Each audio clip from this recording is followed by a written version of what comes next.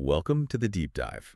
Today we're getting into a topic that, well, it's really foundational to the entire global economy. It is. And yet for decades, it's been a source of huge frustration, high costs, and just delays. We're talking Yeah. about cross-border payments and remittances. Yeah, and these aren't just abstract ideas. This is the actual lifeblood of international commerce. It's everything from, a student paying their tuition overseas to a multi-billion-dollar corporate trade deal.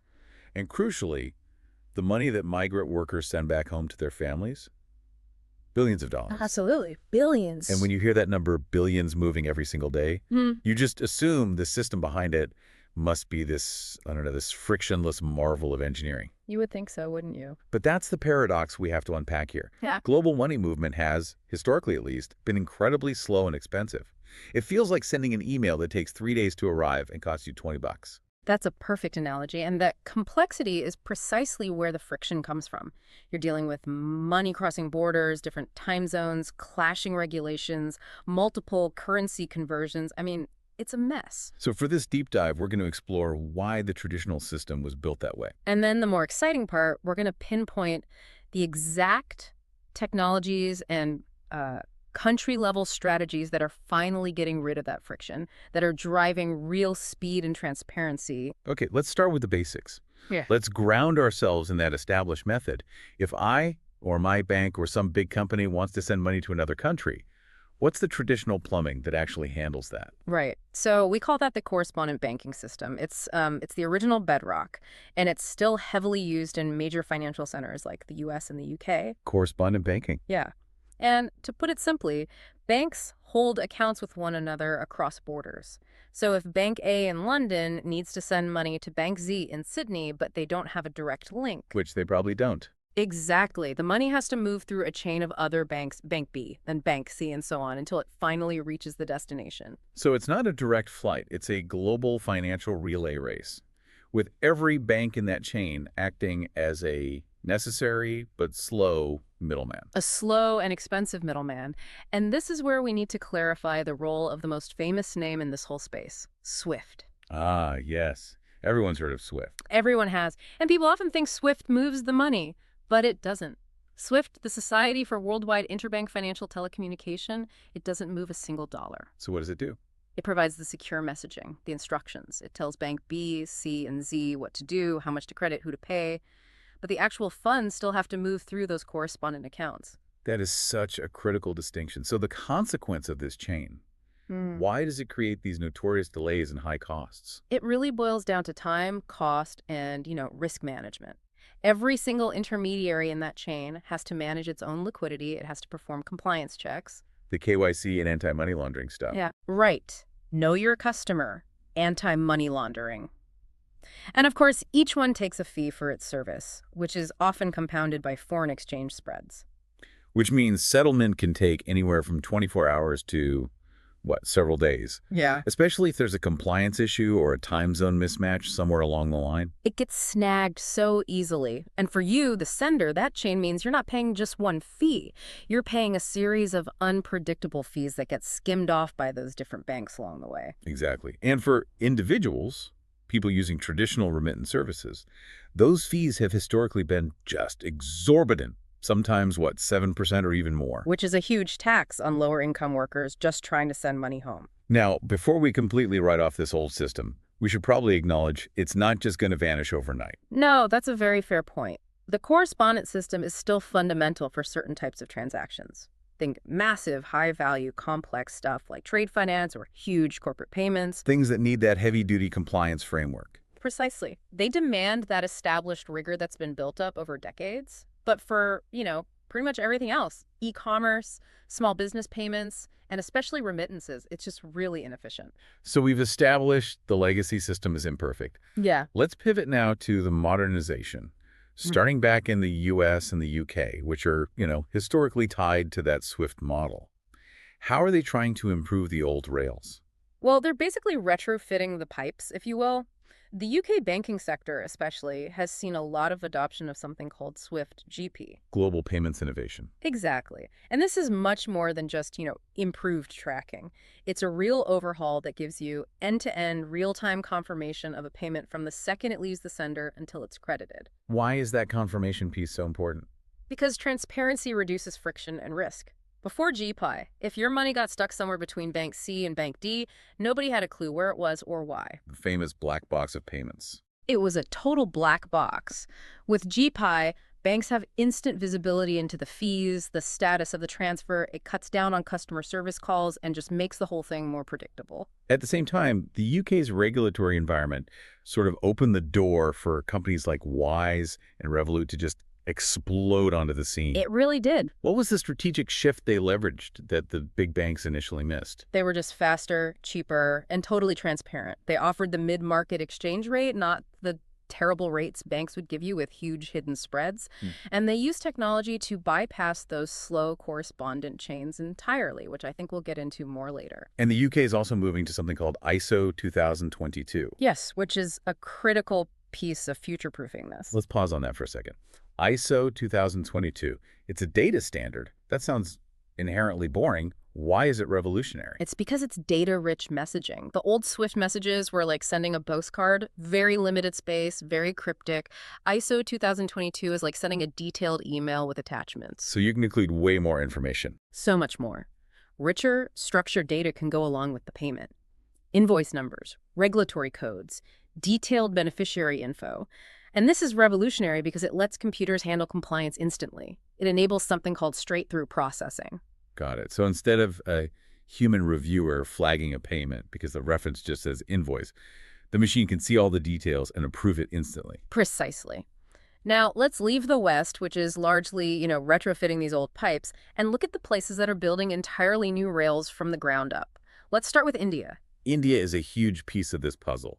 It receives one of the highest volumes of remittances in the world, and their domestic system, UPI Unified Payments Interface, it's just groundbreaking. It is an absolute game changer. UPI allows for instant real-time payments using just a mobile identity. It bypasses card networks, bank transfers, all of it, at least domestically. And the key strategic move now is to link that domestic success internationally. That's the vision.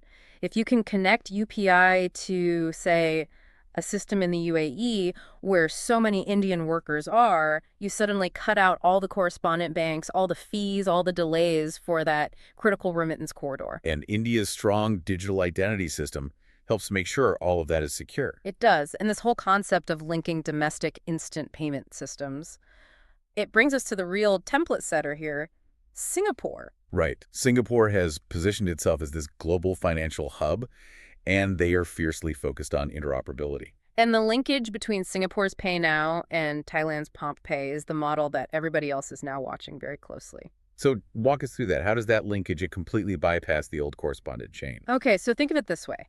A person in Thailand sends money to someone in Singapore using this link. The funds don't travel on SWIFT. No chain of banks. No chain. The money is routed instantly between the two national central banks' real-time systems. There's no intermediary needed for currency exchange, no liquidity management between commercial banks. The result is instant, super low cost, person-to-person transfers. That just seems like the ultimate friction reduction. You're not just improving the chain, you're removing it entirely. That's it. And it's not just about speed, it's about financial inclusion and lowering the cost of living for families that live across borders. Now, if we move over to China, the story is very different. Very different. Here, transfers are tightly regulated. Strict capital controls are the name of the game. But the interesting move here is more geopolitical, right? The pilot projects for the digital yuan, the ECNY. Yes. Most people talk about it in a domestic context, but its cross-border testing signals a massive potential transformation. It signals a desire for an alternative settlement system that bypasses the U.S. dollar-dominated correspondent system entirely. So if central banks can settle instantly using their own digital currencies, it gives China a new rail to facilitate trade and transfers with key partners completely outside of the current financial plumbing. And finally, let's look at Africa and Latin America. Here, the revolution seems to be driven more by necessity, by the unbanked. Absolutely. In Africa, mobile money platforms led by systems like M-Pesa in Kenya are just dominant. Yeah. They allow you to send money across borders using just a mobile number as the ID. You don't even need a bank account. You completely bypass the need for a traditional bank account. It's transformative for household incomes across the continent. And you see similar innovation in Latin America. Brazil's PIX system, which has been a huge success, is now looking at cross-border connections. Yeah. And you have these massive fintechs like Nubank and Mercado Pago building international payments right into their apps. So when you look across the whole landscape, the fintech disruption is clearly targeting the core weaknesses of that old correspondent chain: the slowness, the cost, the opacity. Let's dig into the mechanics of that bypass then. A company like Wise. If they aren't using SWIFT or the old banks, how are they moving money across dozens of currencies almost instantly? Okay, so this is the real genius of the WISE model. They don't actually send your money across the border. They use a global network of pre-funded local accounts. Pre-funded accounts. Yes. So when you in London send $1,000 to a friend in New York, WISE just takes your pounds into their UK account. And then at the same time, they pay out $1,000 from their existing pre-funded US account. So it's a localized swap. The money only moves locally, twice. Only the information moves globally. That is the key insight. They move information and they manage liquidity. They are not initiating a slow, expensive international wire. This cuts out every single intermediary and shrinks the settlement time as long as they have enough liquidity in those local accounts. But isn't that just shifting the complexity? Instead of a chain of banks managing risk, now the fintech itself has to manage all these pools of money. That is the trade-off. They take on that huge operational complexity of managing liquidity, of netting out billions of dollars in payments every day. They use complex algorithms to predict currency flows. But for you, the user, all that complexity is hidden. All you see is a cheap, fast transfer. We're also seeing a more decentralized approach with blockchain and digital assets. How does something like RippleNet use tokens to create instant settlement? So RippleNet uses what it calls on-demand liquidity, leveraging a digital asset like the XRP token as a sort of real-time bridge currency. A bridge. Yeah. Instead of having a pre-funded account full of cash, the sending bank just buys the digital asset, sends it across the network instantly, and the receiving bank immediately sells it for the local currency. So that eliminates the need to tie up huge amounts of capital in all those different pre-funded accounts. Exactly. It facilitates instant settlement and gets rid of the need for those traditional nostro vostro accounts. That makes it really attractive for certain B2B payments where speed and predictability are everything. This all sounds like a complete teardown of the old system. But the sources we've looked at suggest something more gradual, more realistic, a convergence. That is the ultimate reality, yes. The old and new are learning from each other. SWIFT is adapting, like we said, with GPI and adopting the ISO 2022 data standard. They're trying to offer the speed of the fintechs with the regulatory muscle of the big banks. And in parallel, central banks are exploring the most radical idea of all, multi-CBDC platforms. Give us the 30-second version of why digital versions of national currencies, shared across borders, solve almost every problem we've talked about. Okay, so the core issue in cross-border payments is managing settlement risk. The risk that one party pays and the other doesn't. Which is why we need all those intermediaries. Right. But if central banks create interoperable digital currencies, a multi-CBDC platform, they can achieve what's called atomic settlement. The transaction is instant and final. You eliminate the need for intermediary banks entirely. It's the closest thing we have to true global instant settlement. So if the Singapore-Thailand link is the template for regional P2P payments, multi-CBDC is the template for global sovereign payments. It's the highest level of financial plumbing you can imagine. And all of this convergence is being secured by new technology and compliance. We're seeing AI-powered tools that can analyze transaction data faster than ever, reducing errors and speeding up those regulatory checks. So we bring this all back to you, the listener. The impact is pretty clear. These innovations are driving down costs, they're increasing speed, and they're bringing more people into the financial system. The days of opaque, expensive, week-long transfers are, well, they're rapidly coming to an end. We've really seen that the biggest wins are coming from these regional partnerships, from governments leveraging their own domestic instant payment systems and linking them internationally. They're building real alternatives to that old, creaky correspondent chain. So we'll leave you with this final provocative thought. We've talked about the Singapore-Thailand connection as this brilliant model, and India is working hard on linking its UPI system. Which massive world economy currently reliant on the traditional SWIFT system will be the next to successfully link its domestic instant payment system? Maybe the EU's TPS or the US's Fed now with a major global trade partner. And what would that single massive connection mean for shifting global currency flows and trade dominance away from those traditional banking routes? Something to think about as you watch those international fees keep dropping and the settlement times shrink from days to, well, just seconds. Thanks for joining us for the deep dive.